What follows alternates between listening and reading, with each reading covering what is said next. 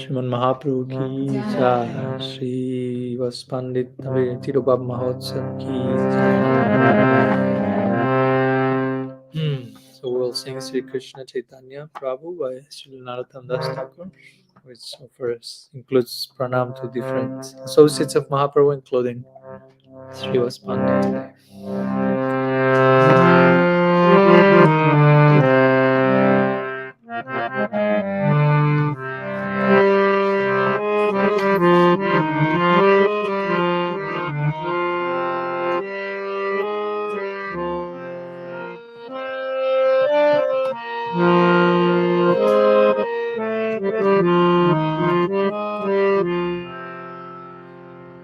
Shri Krishna Chaitanya Prabhu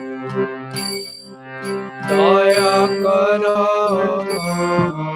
Shri Krishna Chaitanya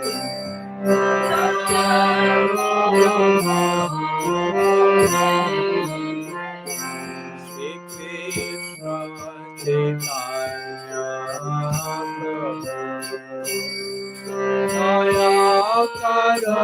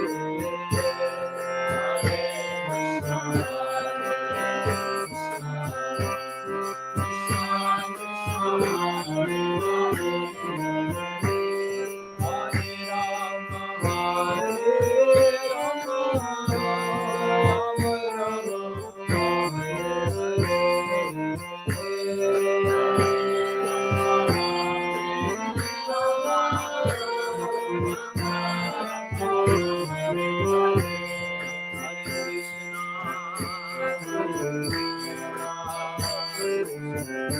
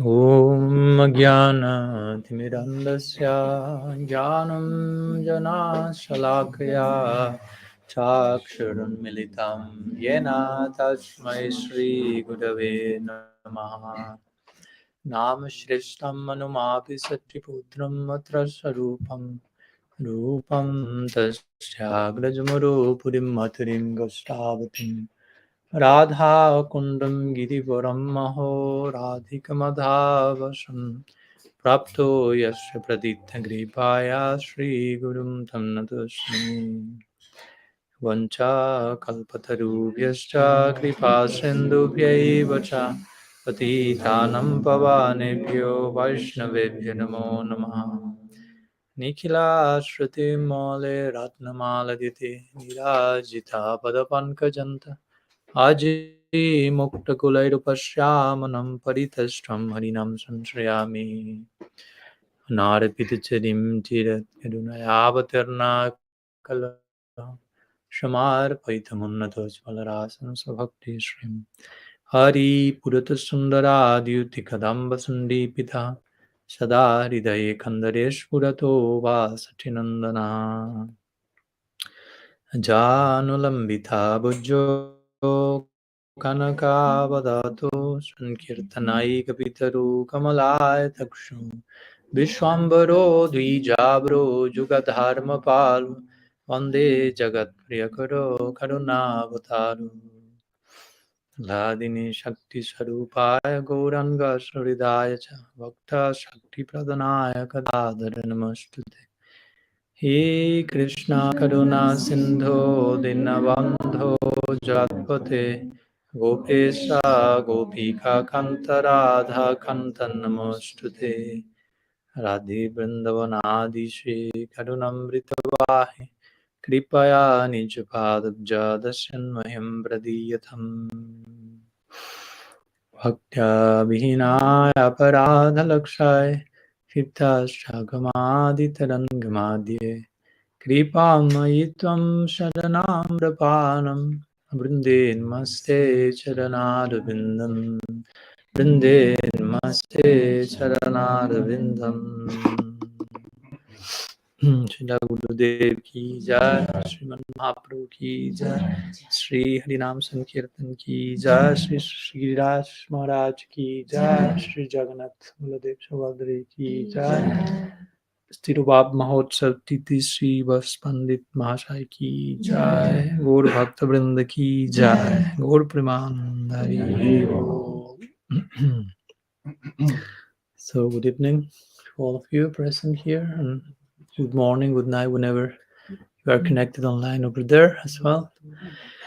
So today we are meeting again here in Sofia, Bulgaria, and today we are celebrating the disappearance day of Srivas Thakur, Srivas Pandit, also known sometimes one of the most important associates of Sriman Mahaprabhu. Interestingly, we were speaking today. Last year, we were also celebrating the same festival here. It took place, of course, on a different day according to lunar calendar, but I was also here on a different day. Next year again. Okay. Have to see how to make it fit. Let's see the calendar. So again, we give lots of importance to this type of celebrations. Tirobhava Mahotsav. Mahotsav means great festivity. Tirobhava refers to the disappearance day of someone. And all these different celebrations in our Panjika, which means our calendar, Vaishnava calendar, they have a purpose. No? It's not that it's just there to fill in the voids and to have some in between days between Janmastami and Gopurnima or something. So it's important that we get accustomed to pay some attention to this. It's not just, as I used to say, okay, tell me when is Janmastami, Radhastami, Gopurnim, Gurudev's Vyasa Puja, I'll be there. But the next of the other days is like, who knows who is Aviram Thakur or Ganga Mata Goswami? Not so important. Sometimes we may think like that. I mean, maybe not directly, but we are not considered, okay, this is not so important. Or as we were saying the other day, we were speaking on Rath Yatra, and Rath Yatra will happen in 1 week or something, but we were speaking in Alachua like 3 weeks before the event. So you may think, why you are speaking 3 weeks before the festivity? Because you need to prepare your consciousness for that day.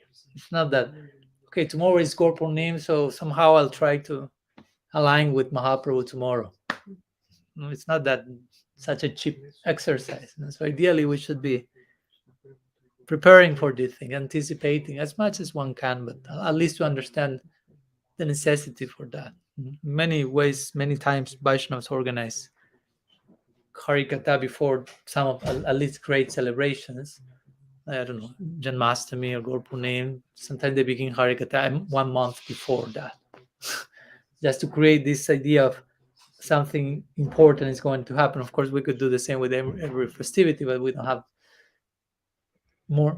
We have only 365 days to create many kathas in anticipation. But it's important that somehow we appreciate, we measure the value, the weight, the depth of these days, especially Tirobhava Mahotsav, festivals of disappearance, where we can enter in connection with these personalities by separation, union in separation. That's the way we can, that's our way to attain union through separation. Mahaprabhu himself showed that. He was successful in tasting Radha Bhav. How? Entering through the low tide of separation, and then he attained the high tide of union. That's the way. So advancement is through feelings of separation. This is a whole art that we need to learn gradually. So Tirobhava, days of disappearance from the Vaishnavas, are special opportunities to train our heart into this sacred art of feeling separation and feeling union in separation. Because on a daily basis, that's part of our life, as we were speaking yesterday. Even if you go If you take a look at what's going on eternally in Golok Vrindavan, there's separation every day, at least for some period. Krishna's never leaving Vrindavan, but he's leaving the town and goes to the forest for some hours, and there's separation.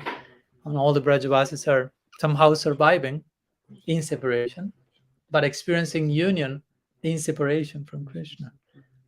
Similar thing when, for example, I don't know, let's say Maharaj will say sometimes disciples have to go through the experience of having their own guru leaving this world. That can happen. We shouldn't be naive enough as to, that won't happen. Of course, it may not happen because you may die first, which generally is not the case, but you never know. So we shouldn't be naive enough to think that that may not happen either. But also we should know how to find union in that separation. That's Srila Maharaj say that's the real test of a disciple. When some of Prabhupada's disciples went to him after Srila Prabhupada entered Nitya Lila Pravishta, and he knew, okay, Srila Prabhupada ended his pastimes here. Prabhupada, Srila Sema said, okay, now we will see who was a real disciple. Now we'll see who remains connected despite his physical absence, because that will show how much your previous connection was physical only or substantial.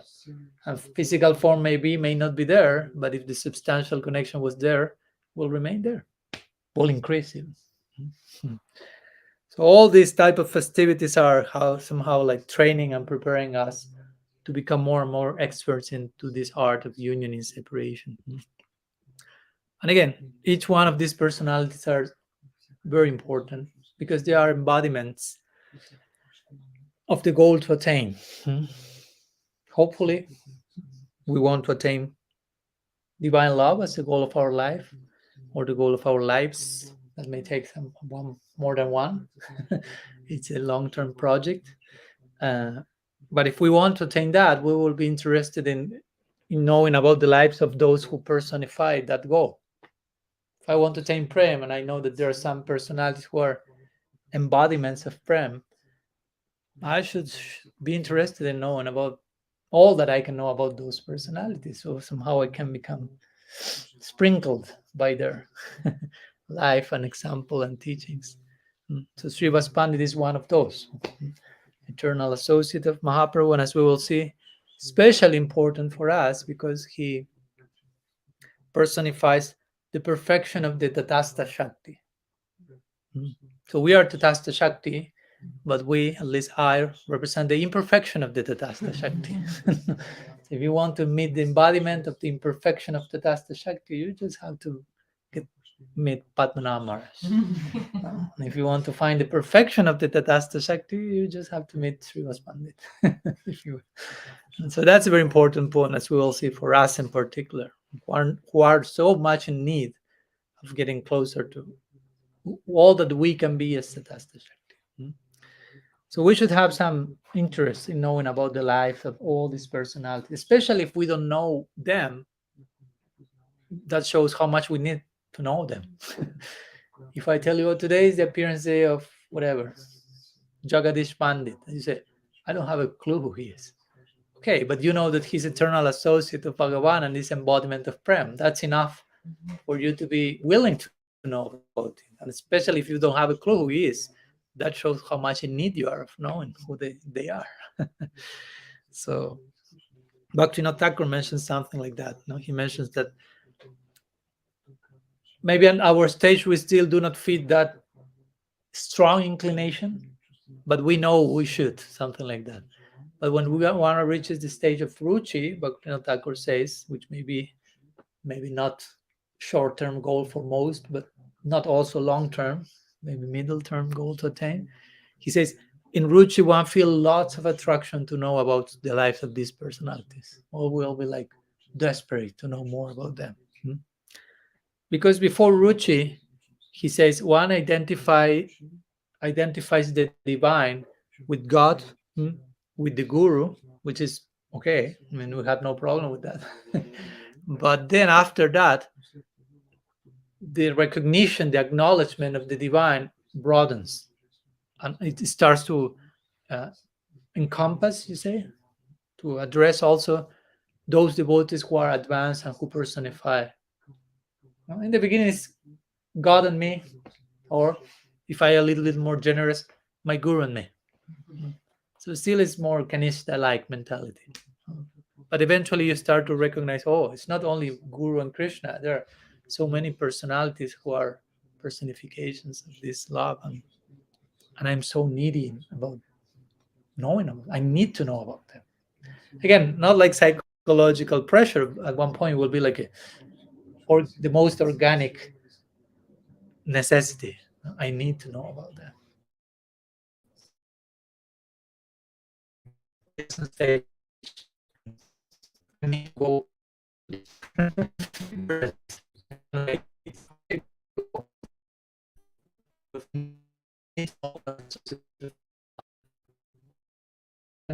When that day will be mine. We have to pray. So Srivas Pandit is one of these personalities.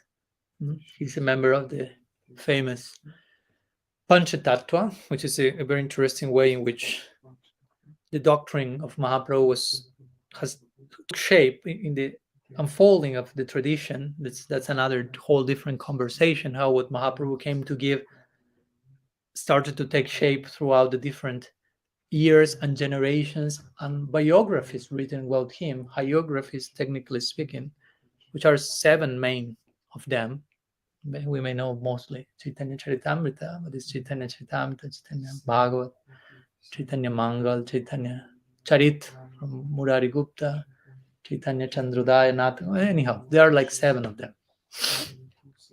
And there is a very interesting way of perceiving a particular development in the emphasis on different sides of Mahaprabhu throughout these biographies, which find their culmination in the last one, which is Chaitanya Charitamrita, which for us this is like the final word on Mahaprabhu.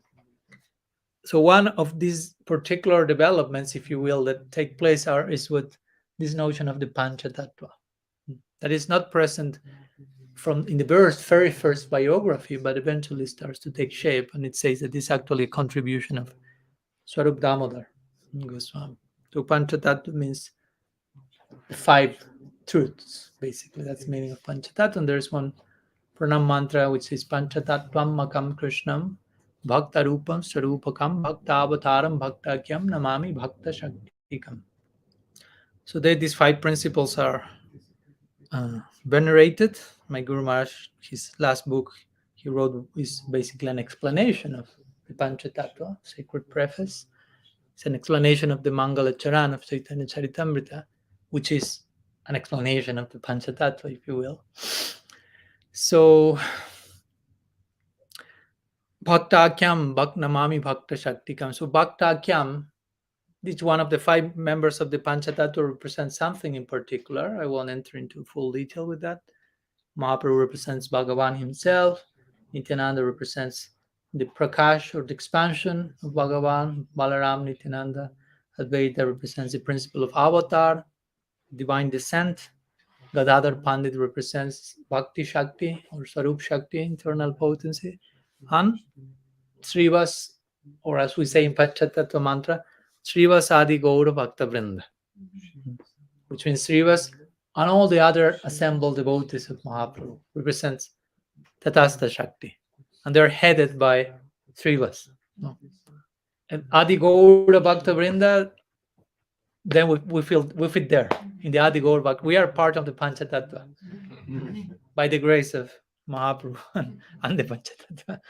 Srivas Adi Gaur Bhakta Vrinda. So the Adi Gaur Bhakta Vrinda, the assembly of Bhaktas of Mahaprabhu, somehow we have been invited to be part of that most sacred royal assembly, which is again led by Srivas Pandit, who personifies the perfection of the Tatastha Shakti.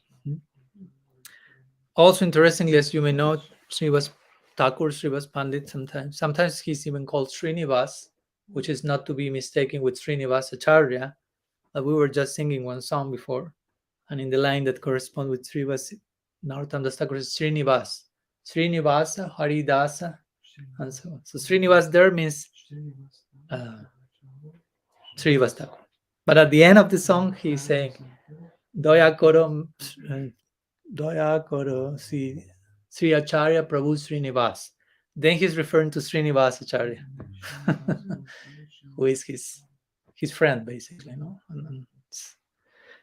Like anyhow, just technical detail, because sometimes the same word refers to different people in the same song. So now Srivas Pandit Srivas Thakur also is again showing how Tatastha Shakti can attain its perfection under the influence of bhakti. And that's also he's connected with whom? Because of this, in this connection, that's how he personifies bhakti. He's connected with Narad Muni. And Narad Muni, he's describing the Bhagavatam as when there comes a description of Shakti Abhesa Avatar, different personalities who are empowered by Krishna with some particular Shakti. Narad Muni is one of them. And he's empowered with Bhakti Shakti. He's a Bhakti Shakti Abhesa Avatar, if you will. So again, there's a connection between him and Srivas, because they are showing the personification of Tatastha Shakti, fully empowered, fully penetrated by Bhakti, if you will. So again, Srivas Pandit represents the highest reach of the Tatastha Shakti. Tatastha, as you know, means not here, not there, something like this. Like this, sometimes the example of the Tata means the line that lies between the water in the beach and the, how is it? The shore, the sand. So you cannot put the finger on that line that divides one from the other, because it's coming and going, moving. It's here, this is a line. Wait 1 millisecond, it's somewhere else. So Tatastha means that we are, in the words of Srila Siddhar Maharaj, we are units of adaptability. So we can exist under one environment, under a different one. So as Bala Jivas, conditioned souls, we have from time without beginning, Nadi, we have existed under the shelter, quote unquote, shelter of Maya Shakti. So we can give some testimony of how it feels. We won't enter into the personal details. That may take some time because it's coming from time without beginning. So you have a lot to tell. So somehow we can exist under that influence. Of course, it's not a very comfortable existence, but somehow we manage to try it a pretty few number of times. Still, we are here having some hope yet. So my point is that shows the adaptability that we have. Of course, we can we can adapt ourselves to very strange, weird, dark, low situations. And of course, that may show to us indirectly how much we have potential to adapt to very deep, profound, and high situations. Like I was hearing recently from one psychologist, he will say, like, before you become aware of how much enlightened you can become, basically the same idea. He said you have to become aware of your darkest potential. Maybe that may be more relatable in your present situation. How terrible you can be, the worst possible thing, not to identify with that, but just to have a glimpse of, oh my God, I can reach that. I reached there, and I know I can continue going even lower, and there's no limit. How much can I can explore the shadow lands, if you will. So all that indirectly showing me how much, if I redirect that potentiality, I can reach the heights of reality.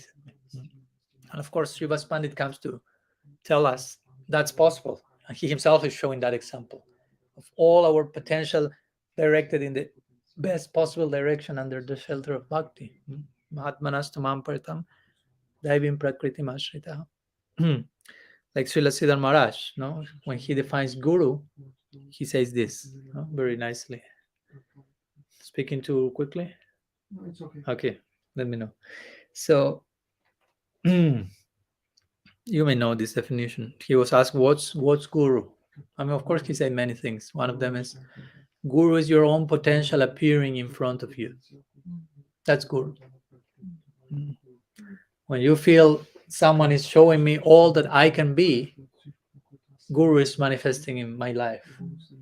One person, another person, but the principle of guru tattva, is revealing in my life in that precise moment when I have a glimpse, or more than that, of all that I can be, personified in someone, a person who is living her life, conducting himself, herself in such a way that is constantly reflecting, reminding me, this is all that you can be.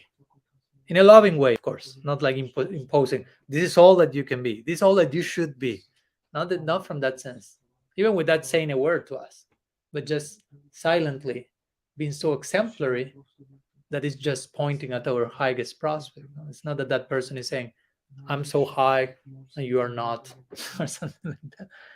Actually, even without saying, it's telling us, you can be here also, you can reach the, and of course that's a commitment. That's a big commitment. When you meet such a person, it's a great blessing, but also it's a great responsibility, because you have in front of your face constant reminder of all that you can be. And you cannot say like, oh, I didn't see that. No, nobody told me about that. No, you have that person in your life, and that's a constant reminder. So what will you do with that? We follow. It's not that guru is just some like nice figure, that nice guy, lady that tells nice things and comes once a year, or that's all. No, it's like a constant reminder. Again, it shouldn't be a torture. It should be like filling me with hope and inspiration. That person, even in my darkest days, in my most cloudy days, if you will, in my consciousness, that person is still pointing me to this light at the end of the tunnel. This is all you can be. Although now you're here in the depth of the well, dark well, this is all you can be. And as we always say, they are seeing us according to our potential. That's the merciful glance, of the sadhu. He or she is not just getting stuck in what we are now, what we were in the past. They are passing through that, penetrating that, and just seeing, oh, all that you can be. You have such a bright potential. You have such a bright future. I'm considering you for all that you can become. That's who you are in the eyes of the sadhu. That's extremely generous. Generally, we are not that generous with ourselves. Even if the sadhu is telling you, this is all that you can be, I would like to help you. Generally, our mind is unfortunately so much adapted, like, no, I'm such a rascal, I'm so negative, I have this and that, and you try to bring that down. And when the sadhus are trying to show you, look, that bright horizon, you try to insist, no, but look that shadow, look that dark side. And the sadhu say, that's nothing in comparison to that. And we insist, no. And that's the tapasya of the guru. No? In dealing with the disciples. No? But the guru is accepting that role. Okay, you insist in the direction of darkness. Let's insist one more time.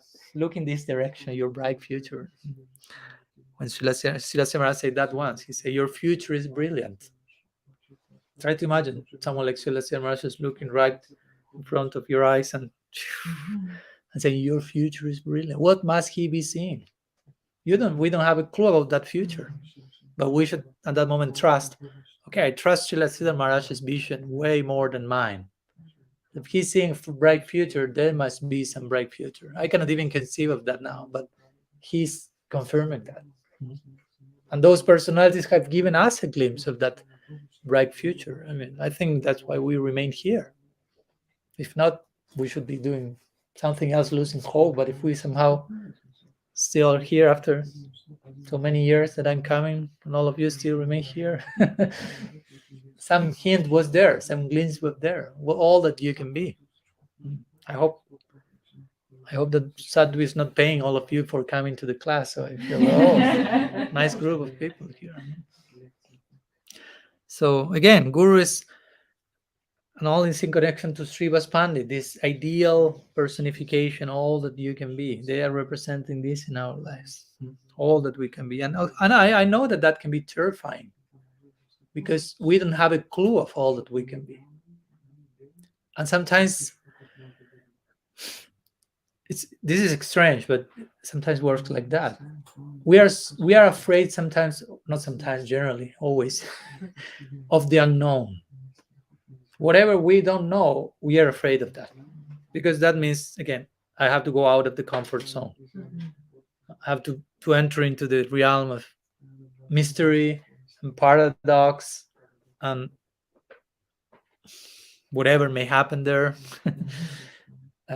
So whatever is unknown generally gives us apprehension, some fear. And interestingly, not only because we could say, yes, my subconscious is unknown and my most shadowy places are unknown, so I'm afraid of looking at that direction. Okay, I understand.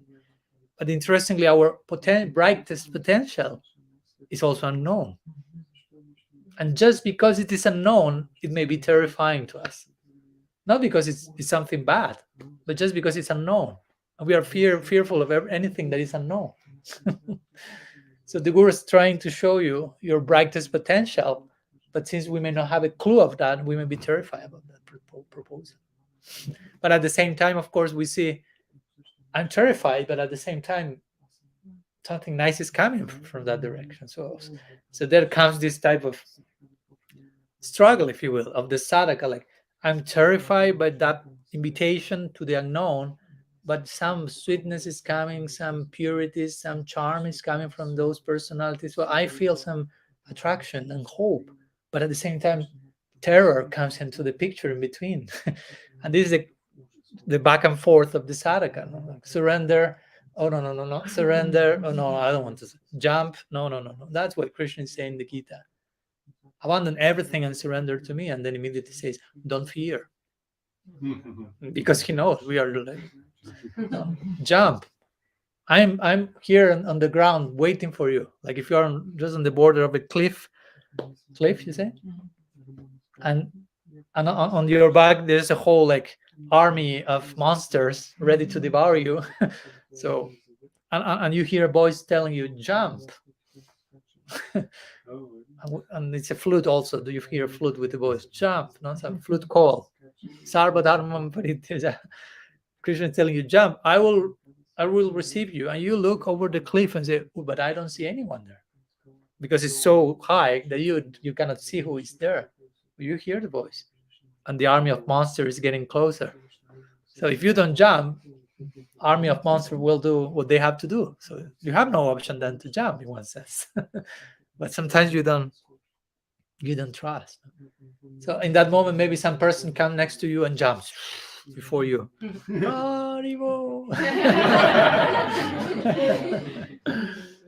And then after some minutes, the person comes back again and says, here I am. I jumped. I was received. I'm saved. So your turn now. But the person will say, let's jump together. If it's still too scary, because she will see. Still we cannot trust that easily. Okay, let's do it together. And the army of monsters is almost ready to devour you at that point. So, some way of illustrating this call to surrender that sometimes we come back and forth.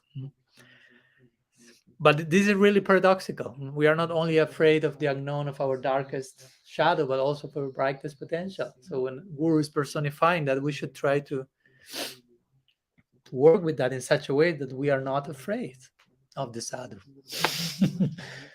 I know it sounds like, of course we shouldn't be afraid of the sadhu, but sometimes we may be more afraid of the sadhu than of any other person who is not sadhu. Because every other person is not taking me to the unknown. It's just keeping me in the comfort zone. So you feel, I'm so safe here. I'm so loved here. It's so comfort, so nice. I'm so secure. But the sadhu comes, oh my gosh. You feel like comfort zone is over. But that's what we have to really be intelligent and sincere and realize, no, real comfort is coming. In the words of Silasya Maharaj, home comfort. Real comfort from in home comes from the sadhu. Although it may seem you are being kicked out of the comfort zone, you have to understand real comfort is out of the comfort zone. Comfort zone is not comfort zone, basically. So my point is Srivas Thakur represents all this. That's why we are speaking about that, and we are celebrating that. We are celebrating our potential today, if you will, personified in the figure of Srivas Thakur, who also, apart from being identified with Narad, who is the personification of empowerment with Bhakti Shakti, that's all that we can be, empowered by Bhakti Shakti. Interestingly, he's also connected with Madhu Mangal. So there's a second interesting connection that Srila Jiva Goswami makes in the Gopal Champu. Who is Madhu Mangal? He's a Brahmin in the Lila, Raja Lila, who is a Priyanarma Saka, who's an intimate friend with Krishna. He's like adopted son in the house of Nanda and Yashoda. He's there, the Pujari. Of course, he's a Bidusaka also, which means, how do you say in English? Buffoon. Someone who is always making jokes. And always like showing off his Brahminhood for the sake of having bigger plates and bigger plates and filling his belly like a good Brahmana. So he's always bringing forth some interesting elements of hasya rasa into the picture of this mellow of laughter, if you will. And Srivas Pandit, interestingly, in some of the Gaur Leelas, he's exhibiting this side of Madhu Mangal. Once they are celebrating Hera Panchami, which is a celebration that comes after the Rath Yatra. And they made like a drama with Mahaprabhu and his devotees. There are many instances where they perform dramas and they will act different characters. And Srivas will play Madhu Mangal. He starts to do these noises that Madhu Mangal does on the armpits, making sounds like this and things like this. So, and on other occasions, again, Srivas will play roles of Srivas, of Narad. So, our Acharya have identified them also in these connections. So let's go a little bit to the life of Srivas Pandit also. No? Till now we have been speaking about his, if you will, ontological position, who he is, who he represents, but how this plays out in the context of Mahaprabhu's Leela. So in Gaur Leela, Srivas Pandit appears as a senior of Sri Chaitanya Dev, someone who was born before him. As we know, whenever Bhagavan is about to perform his Leela, many of his associates come before to create the setting, the stage for him to be manifest, like Advaita Acharya, Haridas Thakur, or even previous generations like Madhavendra Puri and so on, Ishwara Puri, what to speak of Sachi and Jagannath Mishra. So Srivas is one of them. He had his wife, Malini Devi. They are elders in the community. So it is said that when Nimai was born, Malini and Srivas were friends, of course, with Sachi and Jagannath Mishra. So they were given like advice on how they should raise their child. Some conscious parenting, like what Mirella is studying now. How to raise their new son. He already have a hint. This boy will be pretty extraordinary, pretty mischievous as well. We studied, that was last year, right? That we did the Mahaprabhu's study of the life of Mahaprabhu in Navadvip. Not Navadvip? Navadvip was here, I think. Yes, first Jagannath Puri and then Navadvip. Yes. Yeah. So when we went through Navadvip, Mahaprabhu's Kumar Lila, like his childhood pastimes in Navadvip, I mean, he was worse than Krishna in Vrindavan. He was extremely naughty and mischievous. Yeah. So Srivas and Malini shared some piece of advice to Sachi and Jagannath Mishra.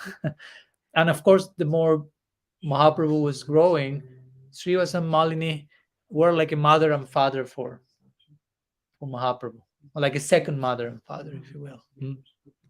Advising, when Nimai grew like a pandit in his teenagehood, he became like, in the context of the Leela, pretty an arrogant pandit who was showing off and inviting everyone to debates and trying to defeat everyone and defeating everyone, defeating himself and re-defeating himself and then No? So Srivas will try to, no, because Srivas is also a Pandit. No? Srivas Pandit, he's known. There are many Pandits, Kadadhar Pandit, Srivas and Nimai Pandit. And so Srivas will go on and give Pandithood advice to Nimai, no? Like saying, don't be so proud. No? I mean, try to understand that all knowledge is nothing if you are not a devotee of Krishna. Because at that point, Nimai was not devotee. He was a karmi in the country of the Leela. No? He was a pandit, of course. Not, we never say he's a karmi. I'm just joking. Sometimes devotees create this black and white. If someone is not devotee, then he must fall into this category. So he was a pandit. And of course, this was an important role in the Leela, because then Mahaprabhu will show how much all knowledge concludes at the feet of devotion. He will show the pinnacle of Vedanta. That's a very interesting word, Vedanta. Vedanta means the end of knowledge. So what happens when knowledge reaches its end? What comes about beyond knowledge? So we follow Gaudiya Vedanta. No? What happens after knowledge, at the end of knowledge, according to Gaudiyas, according to Gauda, according to Mahaprabhu. But before showing that, he's showing what happens with knowledge, how much knowledge you can have. I mean, Mahaprabhu had more knowledge than anyone. But then he threw that to the Ganga, like we know. So Srivas will, like a devotional pandit, will advise him, please understand the purpose of knowledge is for bhakti is the greatest, the king of knowledge. And of course, eventually, as we know, Nimai Pandit stops being only a pandit and becomes converted to Vaishnavism, becomes a devotee. So the whole Navadvip is totally vibrating with the excitement of Nimai Pandit has become a Vaishnava, because that was the only thing missing in him. He has all the qualities, the perfect quality for every person that you may think of, but he's not a devotee. Try to imagine. No? So to say that the whole community of Vaishnavas was praying for Nimai to become a devotee. He became a Vaishnava by the prayers of the Vaishnavas. He will say that, because of your prayers, now I'm a Vaishnava. He became the best of Vaishnavas, as we know. So eventually, Srivas Pandit, my point is, he becomes a follower of Mahaprabhu. From being an elder who advises him, still is an elder in one sense, but he becomes, I would say, subservient to him, a follower of him, a devotee of Mahaprabhu. Like Advaita and on these elders that now becomes juniors in their own consideration, although Mahaprabhu treats them like elders, try to keep this etiquette. So Srivas was living in Navadvip. You may have, for those who have been to Navadvip, you may have had the chance of visiting his place, famous Srivas Hangam, a very beautiful place with its courtyard. So he had 3 brothers he lived with. He had a very huge family, and all of them were living there. It was Sri Kanta, Sri Ram, and Sri Pati Pandits, and Srivas Pandit. So all of them with their specific families. All of them were, and Srinidhi Pandit. There were 4 plus Srivas, 5 in total.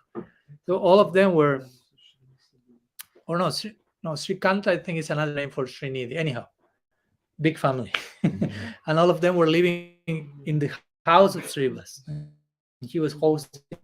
Just imagine, that's not the case nowadays. You live with your 3 brothers and all their wives and the mother, and it's like big place. So you may imagine very, I don't know, father, or he all God's presence, all of them. No. So maybe he's working a lot to keep the whole thing together. And interestingly, the reply is not. Srivas Pandit doesn't work. If you pay attention to the Leela, you will see Srivas Pandit working. He lazy was not. I like when Mahaprabhu was going to his house and having kirtan. As we know, Srivas Pandit will give his own house to host the nightly kirtans in the courtyard, host all the devotees all night and serve them and assist them and bring flowers and garlands and have servants adorning Mahaprabhu. So, so once Mahaprabhu is visiting and asks Srivas, how do you maintain all this? You have a huge house, 4 brothers living with you, all the families. You have your own family, and I never see you working, like doing anything to earn money. So Mahaprabhu's like, how you're doing that? He's really the ideal of the extreme idea. So if you don't have the faith, if you have faith, you can try, no problem. So what Sri was saying, he said basically, well, when I need something, I make 3 plays. Like asking first, not twice. If a third one is about happening, just about to throw myself to the ground, and everything is over. And Lakshmi over.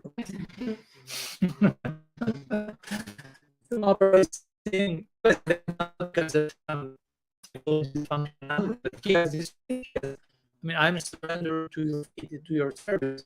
So whatever you needed is for your service, it's not for me. It has to be provided. Actually, what you are providing in dark, you are making all this happen. So Mahaprabhu will never be anything like generally it seems laziness is not doing anything. But actually that's something should say that in the Gita.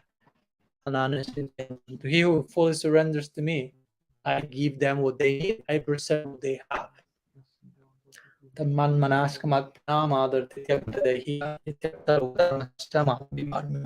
Also to the gopis, he says, given to their own lives. What to speak of time, money, life given to me. How will I not receive it? I mean, how can I say? They're already under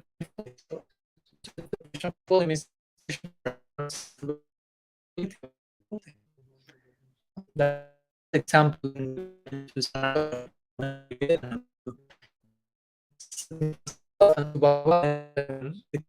when a cow is sold from an owner to another,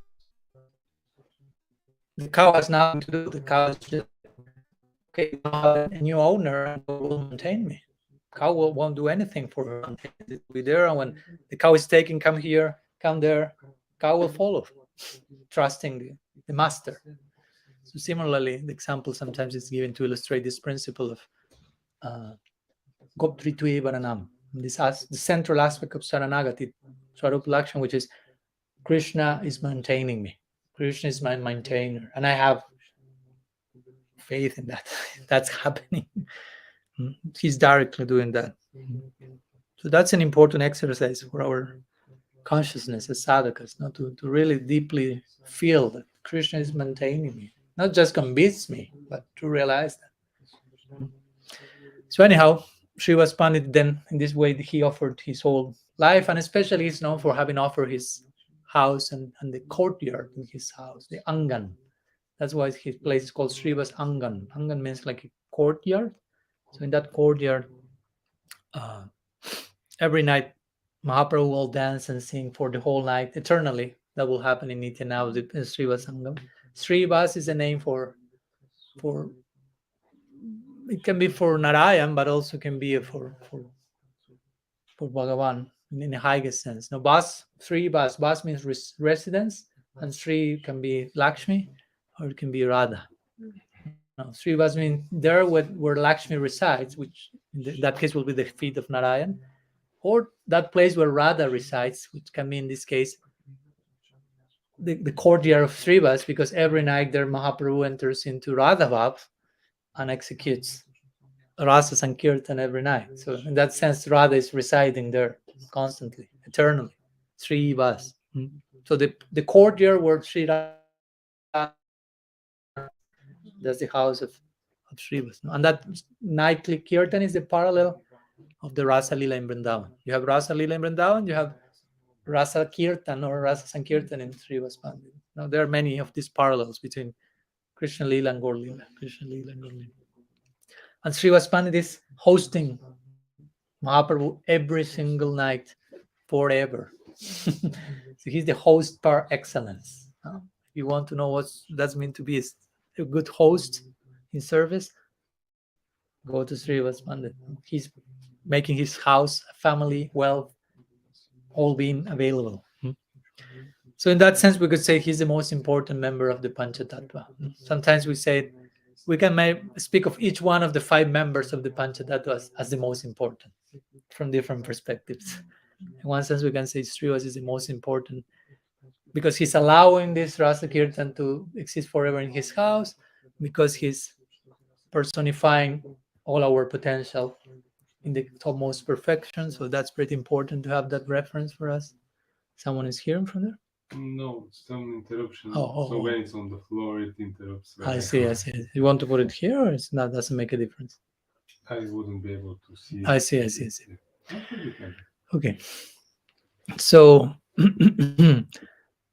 as my Guru Maharaj likes to say, a few words before we finished, for us as sadhakas, our perspective is to enter this Nitya Lila, Nitya Navadvip in this kirtan of Srivas Thakur. That's kind of sometimes described as the entry point for us into the eternity of Gaur Lila. All the sannyasa, Mahaprabhu started his kirtan in Srivas Angam in Navadvip. Then, as we know, the kirtan went out of Srivas Angam and started to go outside of Navadvip. When the Kasi was chastised, the kirtan that at that point was only in Srivas Angam for a selected group went out, and then Mahaprabhu accepted sannyas, went to Puri. But all the things that he taught in Puri as a sannyasi, all the siksha, all the example, is for us to understand and apply that in such a way that it brings us back into the kirtan at Srivas Angam, because that's the eternal point where we want to enter forever, not Jagannath Puri. So Mahaprabhu goes out of Navadvip to Puri to bring us back to Navadvip, basically. In the same way that Krishna goes out of Vrindavan to Mathura and Dwarka. But just if you understand properly the Leelas of Mathura and Dwarka, you understand actually they are pointing back to Vrindavan. Indirectly, they are, by contrast, by comparison, they are showing the glory of Vrindavan. So whatever Krishna is doing outside of Braj is just pointing back to Braj.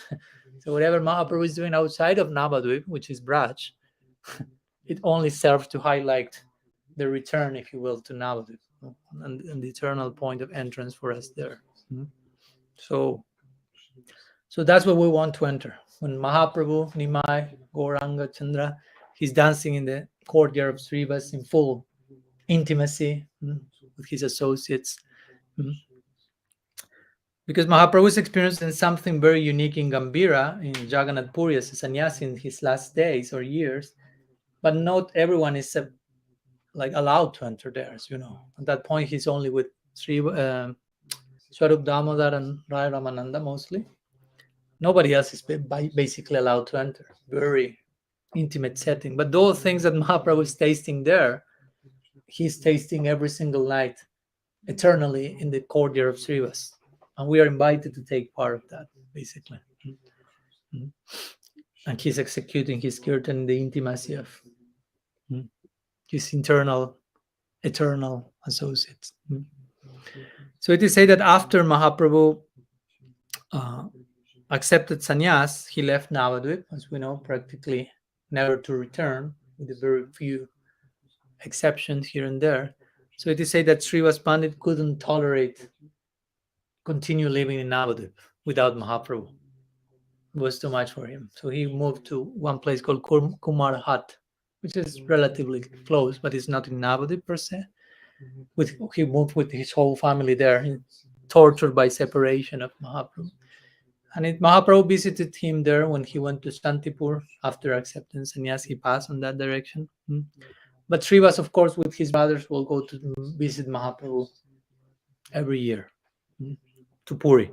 Remember that during Chaturmasya, all the devotees in Bengal and other parts will visit Mahaprabhu for 4 months. That's a pretty comprehensive visit, not just for a week, 2 weeks, but 1/3 of the year. Every single year they will go there, and also he will go. Although he left Navadvip, he will go to Navadvip to visit the remaining associates there, especially Sachi Mata, Vishnu Priya, who were basically never to see Mahaprabhu again. They were not going to Puri and so on. So they will stay some days there, bring news about Mahaprabhu. So let's conclude our today's exposition by sharing one of these many important pastimes of Srivas that actually showcase his service disposition, which again try to make full circle and going back to how Srivas Pandit is showing our potential as Tatastha Shakti, which means how much our service disposition can be expanded, upgraded, maximized. And of course, when we speak about these important personalities, in one sense, the most important thing to highlight is their service disposition. That's what we are interested in. Let's hear about this person, what's their service disposition, because that's what they are. That's who they are. Ideally, we want to be our service disposition. That's the identity we want to develop, an identity as a servant. So every sevaka, every servant has a unique service disposition. So Srivas is not the exception to the rule. So there's a famous lila which has to be properly understood. May sound pretty extreme to some, but in proper context, that will be appreciated. So maybe of course, we shared that in our previous series. So in one moment, Mahaprabhu was executing kirtan in Srivasangam, dancing, singing ecstatically. And Srivas at that time, he had one little boy, son, that was just born a few days before. So he was a baby of a few days. And he left his body at that moment during kirtan. I mean, the boy was not in the kirtan, he was in the room. So the mother was there and family members were there. Srivas was in the kirtan without knowing that this happened. So everyone was absorbed in the joy of kirtan. But eventually Srivas is called and he receives the news. Your child has died.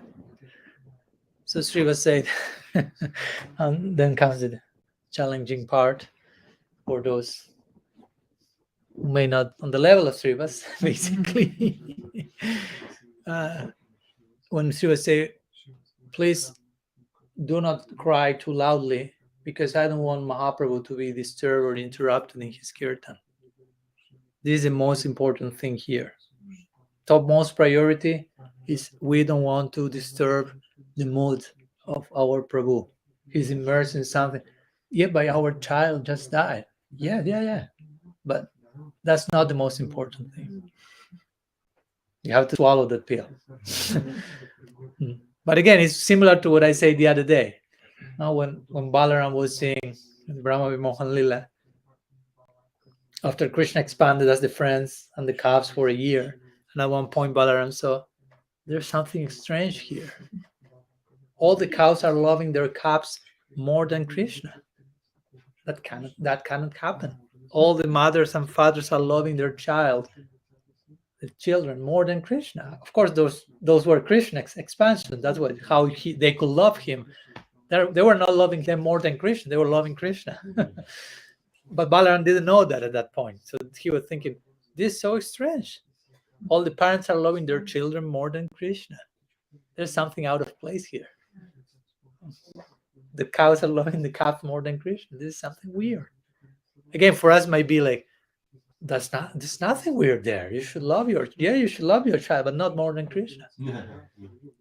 But we have to be mature to understand that. If I tell you that, I'm not telling you stop loving your child.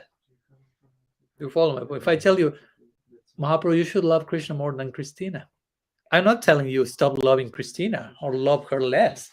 If you understand my words, you understand he's telling me to love Christina more, because I can only love someone comprehensively through Krishna, by seeing the person in connection to the center, which is Krishna. My center is Krishna, her center is Krishna. We love each other with the center in between us. Because if you take out the center, my so called love is just selfish attachment. Although I may call it love, and I may be. You follow my point? I think that's basic teaching, but hard pill to swallow in practice. So Srivas is showing this here also, like basically saying, stop crying, don't lament. No, I don't want Mahaprabhu to be disturbed. And he will say, if you continue crying, I'll throw myself into the Ganga. He always had this type of device. You Lakshmi do not provide, I throw myself into the Ganga. If you stop crying, I throw myself into the Ganga. So everyone knew when he says that, he will do that. Yeah. So, so, and of course he will say things like, but he died, the child died. And he'll say, what better thing than to die while Mahaprabhu is doing kirtan?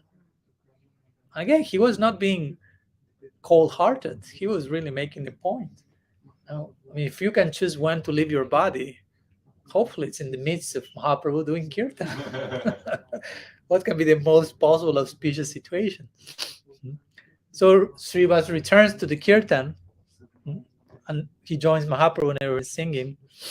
But Mahaprabhu somehow doesn't feel the usual joy that he feels in kirtan. So he stops the kirtan and says, I don't feel the usual joy here. And sometimes this happened in kirtan, as you know. Sometimes because there was someone hiding behind the curtains that didn't have the adhikar for that, or sometimes because some tragedy happened, like in this case.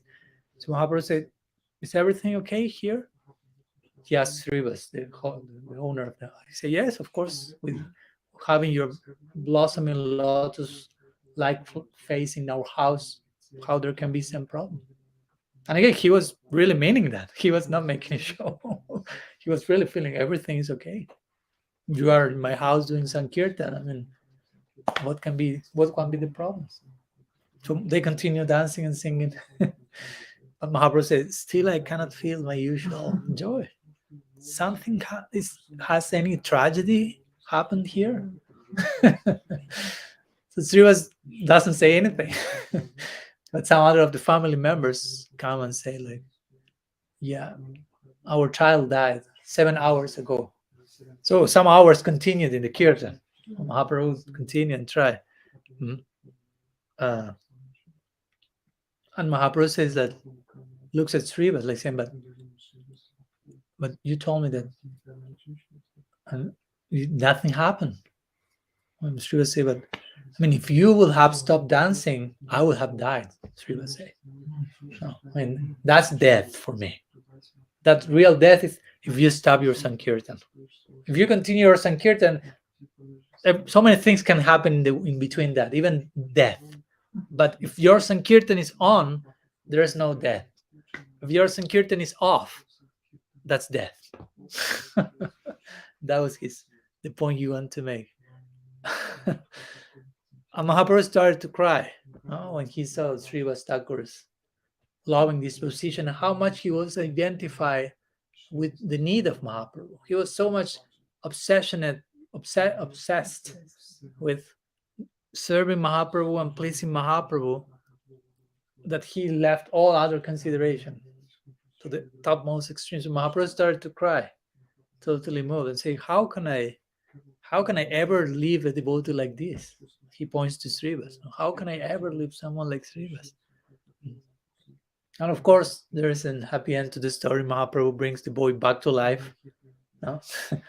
and the boy starts to, like a baby, if you start to instruct everyone about the difference between body and soul and all this type of instructions given sometimes in moments like that. And eventually the boy leaves because he's making the point, actually I was destined to live, but by leaving this condition I'm actually attaining ultimate liberation, so please do not lament, this was destined to happen, all this type of, and he passes away. But now everyone is like in the lila, enlightened by the instructions. Again, all of them are eternal associates, so they don't need to be enlightened about the difference between body and soul. But this is mostly for us. So when that happens and the boy leaves, Mahaprabhu tells to Srivas, remember Srivas is Mahaprabhu's elder, say from now on you have no child, but from now on me and Nityananda, me and Nitai will be your children. No. So you have now two, no, not zero. No. And we will never abandon you. No, making that point, like we will eternally be there with you, and that's a fact. Every single day for eternity, they are there in his place. If they are in one place in the Nitya Lila now, that's Srivasangam. There are some other places, but that's the recurring Lila Stali, place for Lila. So this is a very important point because again, we are speaking about the serving disposition of Srivas, how much he was, in the good sense of the term, he was a fanatical of Mahaprabhu's pleasure. He had no other considerations. He was so identified to nourishing the mood of Bhagavan. So we should, again, he's representing our ultimate potential to attain. Again, we can't imitate him, but we can draw some inspiration from his example. How to, okay, Mahaprabhu is tasting certain mood, how to nourish that, how to take care of that, how to avoid any disturbance of that, like Swarup Damodar, who will filter all the poems that were presented to Mahaprabhu, and first Swarup Damodar will go through them to see if there's not any rasabas and proper mixture of mellows, because if Mahaprabhu will read that, he will be so disturbed in his inner sensitive world. So they were very attentive, taking care of the mood of Mahaprabhu. Srila Prabhupada once said that also. He said, don't disturb the mood of Gaur. Gaur is Krishna in a very particular mood, in a very unique, specific emotional moment. Don't disturb that. Not only don't disturb that, of course, try to nourish that. No, our service with Mahaprabhu is not just, I try not to disturb you. I try not to disturb you. I try to make you happy, to give you pleasure. Of course, maybe in our present situation, we are more concerned with our own disturbances yet. We are yet to disturbed by this or that, and we are trying to figure that out and trying to not be disturbed ourselves. Maybe on some other level, we will concern how not to disturb the mood of Gaur, the mood of Bhagavan, how not to disturb the Vaishnava, the sadhus. But eventually, on top of that, if you want to present that in sequence, first we have our own disturbances. We are disturbed. How to pacify that? Then how not to disturb the sadhus? And then how to create relief to the disturbance they are experiencing. But the disturbance is transcendental. You follow? A guru, as my Guru Maharaj will say, the guru is so much in need. Like Rupa Goswami will say, Tunde tanda vinira timbitanate tundavali labdhaye karna kroda kadambini gatayate karnarbudi vyaspriham cheta prangana sangini vijayate sarvendriyanam kritim no jane janita kiyat viramritaya krishneti varnam dai. So Rupa Goswami is praying their famous verse. He's saying, I don't like to ask anything to Krishna, but if I can ask something, please give me millions of years, because I only have two. And there's so much nectar coming from these two syllables, Krishna, Krishna. So much is coming that I just can't catch a little bit of that with my 2 years.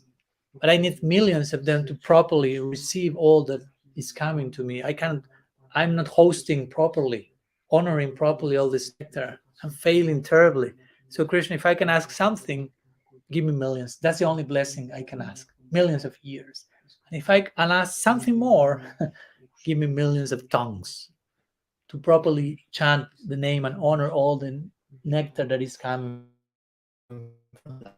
So in other words, the Guru Maharaj will say, the Guru is a desperate person. He's in need. I need millions of tongues, millions of years. That's why the Guru will ask her disciples, give me your ears.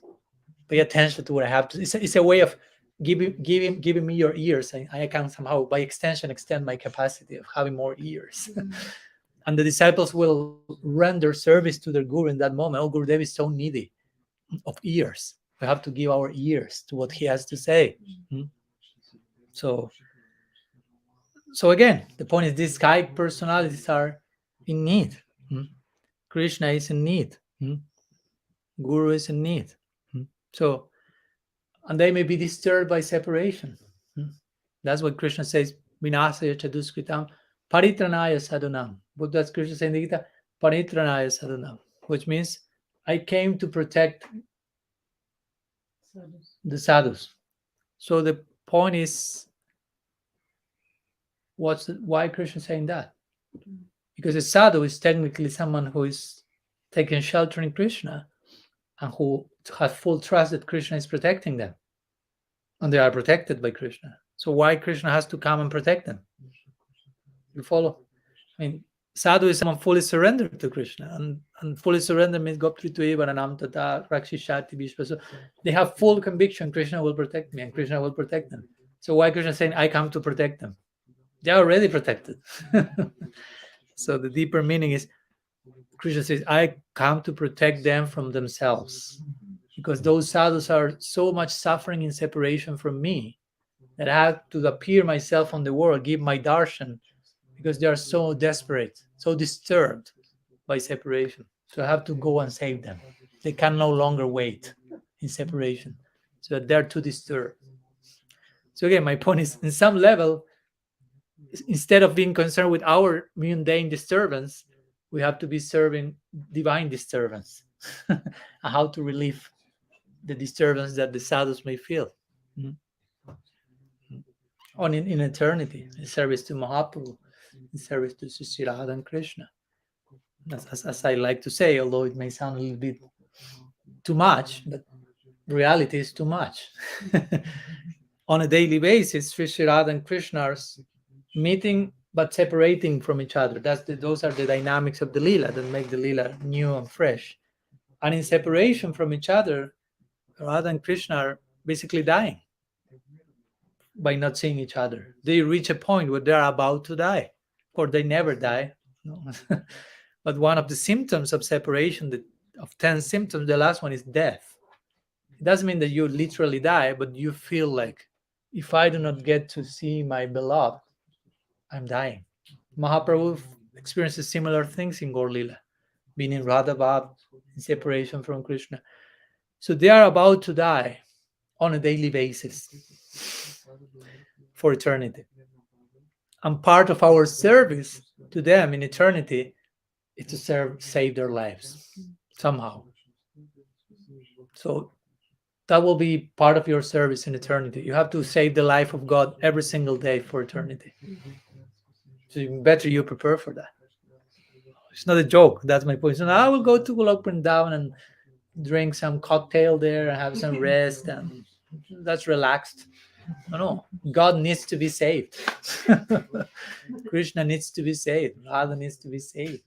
And depending, Priyanarma Sakas will be there next to Krishna, saving his life, giving new hope. You will meet Radha and bringing some garland and putting that with the color of Radha's hue that was used by her, and that will bring Krishna life and sing appropriate songs and poems. And Manjaris will be doing similarly with Sri. They have to revive her every single day. So again, they are totally identified, my point is, with the necessity of service. With the necessity of service. And again, I gave the example of Priyanarma Sakas saving the life of Krishna. And one of these Priyanarma Sakas is Madhumanga. And Priyanarma Saka and Madhumanga will save Krishna's life on a daily basis. So similarly, this Priyanarma Saka Madhumangal, when he appears in Gaur Leela, he's SRIVASA Pandit, and he's saving Mahaprabhu's life on a daily basis. On separation, in so many ways, surrendering his house, his wealth, his family, his very self in Gaur Seva. in the service of Mahaprabhu, giving everything. So that's an important lesson for us. That's how we have to begin or continue our journey in service to Guru and Vaishnava. Sarvartatmarpanam Guru, says the Bhagavatam. How to repay Sri Guru? Sarva Artha Atma Arpanam. You have to present as an offering all your wealth and all your being. For wealth doesn't mean here's my credit card or anything. But wealth means all that you consider valuable in your life. You have to employ that in service of that person that you consider most valuable in your life. It shouldn't be an artificial imposition. It should be like an irresistible call. That's how it works. Do not do that if you don't feel that that call, because if not, will be some forced thing. But if we properly connect with Guru, Sadhu, Vaishnava, Mahaprabhu, we will appreciate, we will have a glimpse of the dignity of the ideal, how much integrity is there. So we will feel this all attractive. And we want to give us ourselves. So SRIVASA is this unique example of full giving of everything, himself, everything connected to himself, and totally identify with the necessity of the object of his love, to the point of saving his life on a daily basis for eternity. And with that example, again, he's showing us our potential, the ultimate potential as Tatastha Shakti. That's what Srivas Thakur means. All that we can be as jivas. If we choose to take shelter in bhakti, that's our ultimate potential in bhakti. That's the bright horizon. All that we can be, as we say the other day, just Krishna in the Gita, when he describes the soul, he says the soul is not this, it's not that, cannot be killed, cannot be burned, it's not born, it's not. But then when he says something positive, he says 3 times, Ascharyavat, Ascharyavat, Ascharyavat, which means wonderful. Soul is wonderful, wonderful, wonderful. He's telling us, you are wonderful, wonderful, wonderful. But I will add to that just 3 times of wonderful especially refer not only to the Atma, but when the Atma takes shelter in bhakti, and all that will come from that. When the soul, minds, you say, its own potential, extracts all that the soul can be in the context of bhakti. Ascharyavat has to do with that. Wonderful. Krishna is again seeing us regarding all that we can be according to our potential. Wonderful, wonderful, wonderful. So while today we are celebrating again Srivas Thakur's his appearance day, but in one sense we are celebrating all that we can be.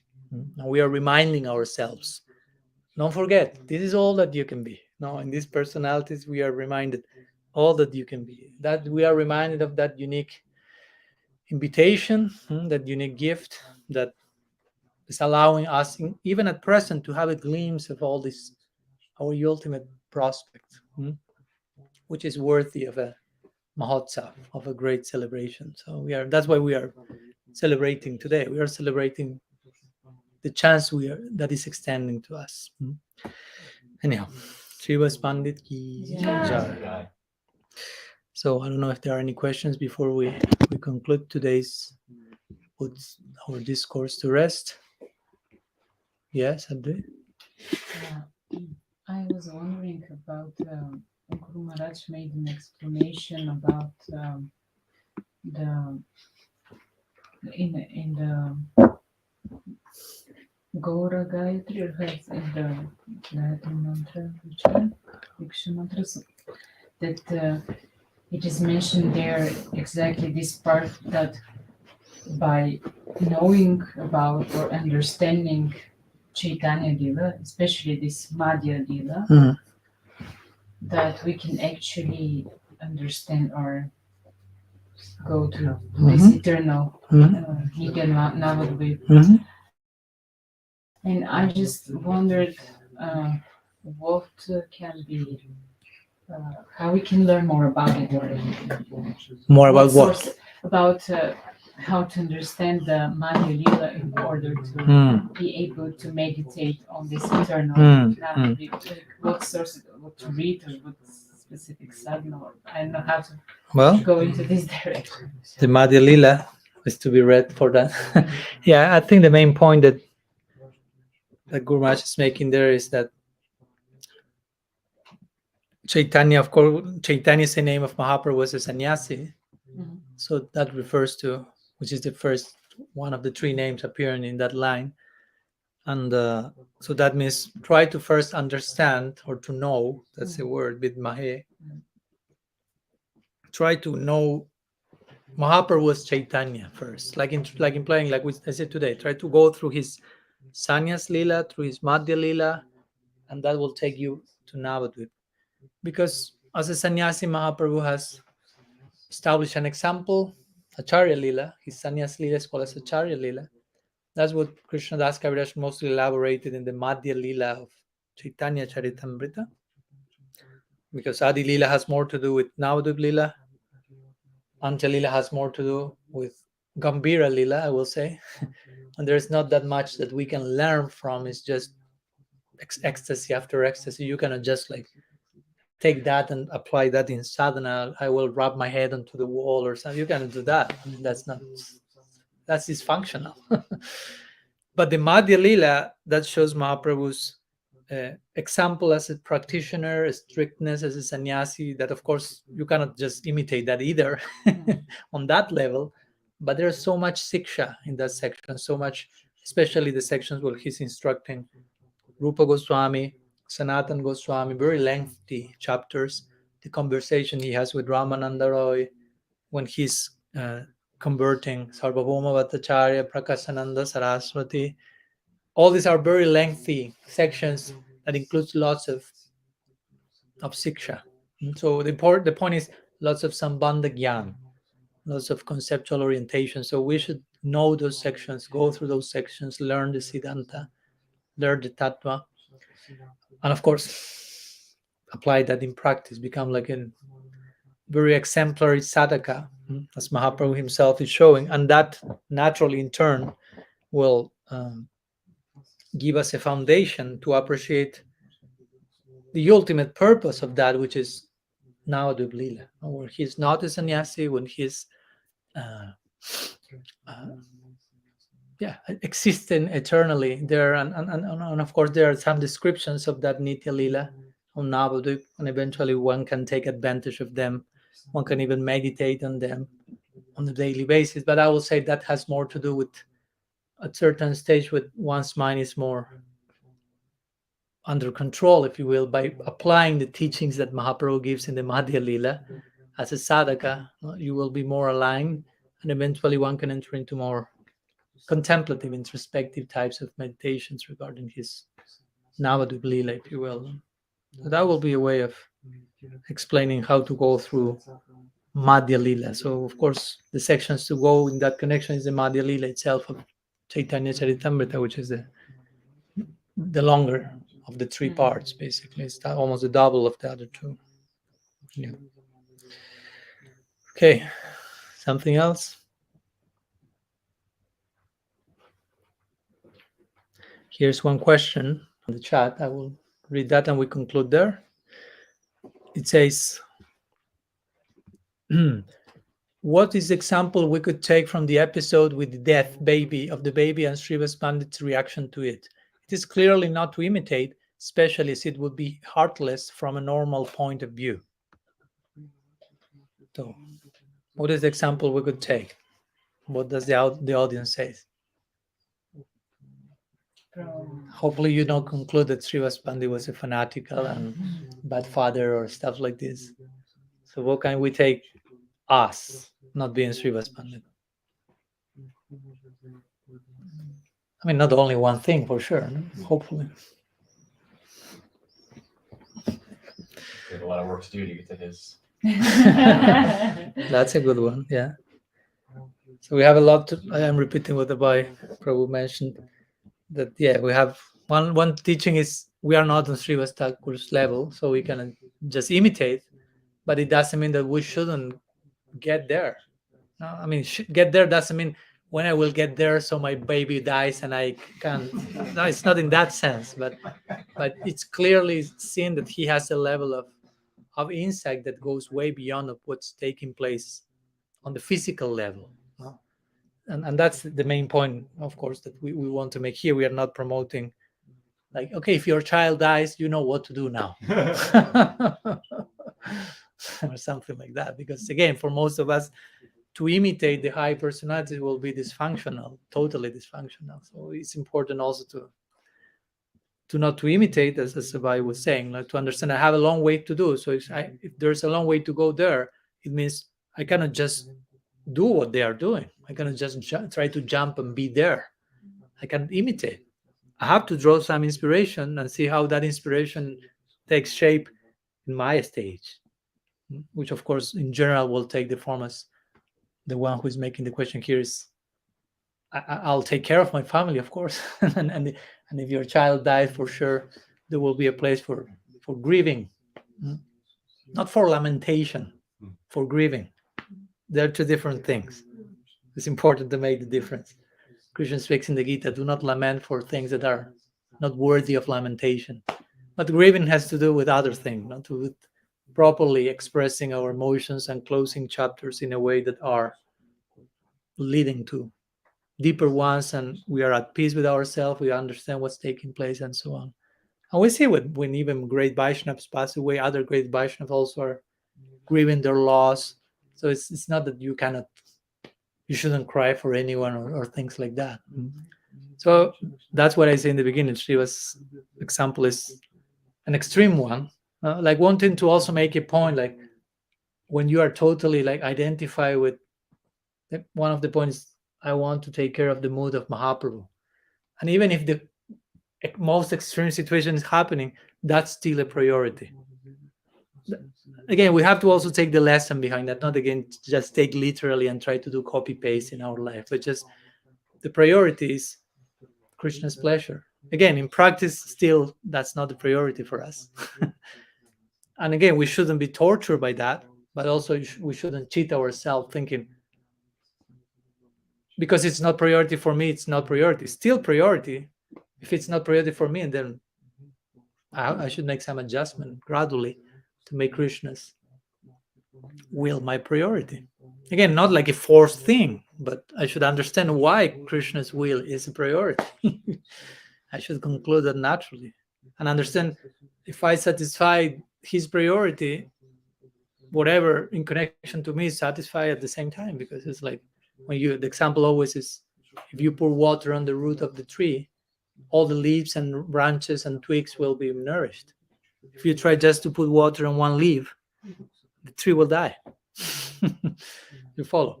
So if you serve Krishna, that's the root, the center, everything else, your child, your wife, everything is nourished in connection to that. If you just concentrate only on one aspect but neglect Krishna, you actually are neglecting both things. So these are some of the general lessons. Mahaprabhu had some other lesson to add. I was thinking that it's an extreme display of his attitude, but maybe this is the way he always acts, in the sense that even if we take this to ourselves, it's what is the most proper thing to do. Because when Mahaprabhu brings back the child, that, as you said, the child says, I'm moving on, like it's attaining maybe liberation. So in this sense, he shows us how to that in one situation we can behave from our mind, like become self-focused, like now I want to experience this, to eat the situation, let's say. And if we are focusing the more serving attitude, and it's like I don't want to eat up the situation. I wanna act in the situation in a proper way, which is as you said, actually he loves the child, so best for the child is to leave the body during Mahaprabhu's kirtan and to continue this situation. So it shows that he lacks this material consciousness that we have, which makes us want to grab all the situations and make them about us. So, and there is no anarthas in his behavior. And then, of course, when the child was brought back to life, he himself say, actually, this has to happen, and I had to experience this. So that further confirmed Srivas was right. No, like he knew if that happened, of course, it's for some reason. It's not that it shouldn't have happened. Again, we cannot imitate, but also we cannot tell Srivas you were wrong, because. But again, I understand that when someone has an extremely perfect vision of reality, if you don't have anything close than that to that, you may feel you are cold, you are not too whatever, and actually maybe that person is thinking you are cold-hearted. Because it's a very, you follow my point, no? For some people, if I tell them Krishna is my priority in my life above my family or whatever, so I say, why you are so insensitive? And the other person will say, and what's your priority? First, my car, my family, my dog, my TV, my cell phone. And yeah, Krishna is there, but first, and the other person will feel, you are so insensitive. So the question, of course, is which of them is closer to reality? Because again, the question here says, from a normal point of view, it seems heartless. The question is, what's a normal point of view? What's normal for us? How much normal is that? I mean, you have to Paulina Farishite. And again, this is not to condemn anyone and to say you are abnormal, you are totally living backwards to reality, but we should also have the courage and maturity to acknowledge on some level I'm upside down yet. I'm not fully aligned with reality. I'm attached to my body, I'm attached to the extensions of my ego, I'm attached to so many things. So if I can acknowledge that, if that's happening, hopefully that's not happening, and I'm surrounded by totally transcendental personalities, but that's happening on some level, you cannot just like claim what I feel and see is the ultimate reality and this is a normal life. That's not normal. I mean, really, normal life means to have love for Krishna. Of course, we are not living in a normal world, if you will. I mean, so of course, what is really normal seems abnormal here. But if you have a look at Golok Vrindavan again, as Baladev was thinking, the cows are loving more their calves than Krishna. This is not normal.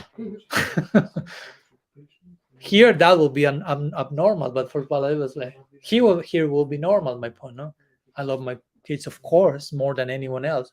But what about God? And Golok, that's happening. Here's another thing. So again, I know this may be shocking for some, but at the same time, we should ask why it's shocking for me.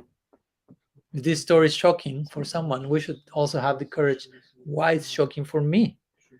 What's the shock about? What's the root of the shock? Because the story in itself is something wrong about that, or maybe there's something wrong in me that creates the shock. Because that story comes to show in my face how much attached I am, how much fearful I am, how much Krishna is not my priority yet, and it's like in your face.